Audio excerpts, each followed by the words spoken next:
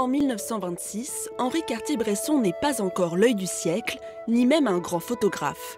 Il a 18 ans, sort du lycée, et comme le font tous les jeunes d'aujourd'hui, il prend tout ce qu'il voit en photo. On s'est dit pourquoi ne pas commencer par le début.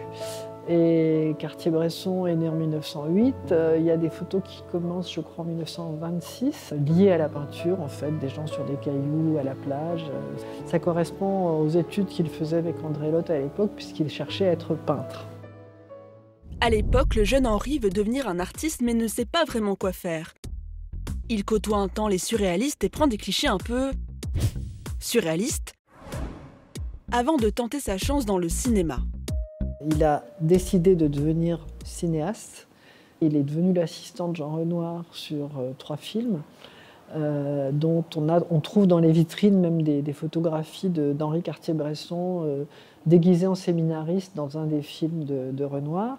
Et les photographies des premiers congés payés, notamment cette photo d'un pique-nique au bord de la Marne avec les gens de dos et leur canne à pêche, est un écho vraiment parfait des scènes des films de Renoir comme partie de campagne.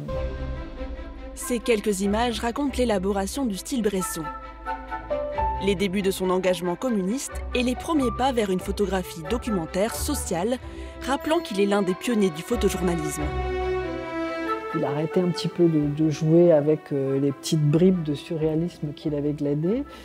Il photographie à Marseille où il achète son premier Leica d'ailleurs. Il cherche vraiment à imposer une façon, c'est comme une écriture, une façon de photographier, enfin se l'imposer à lui bien sûr, parce qu'à l'époque il fait de la photographie comme il respire.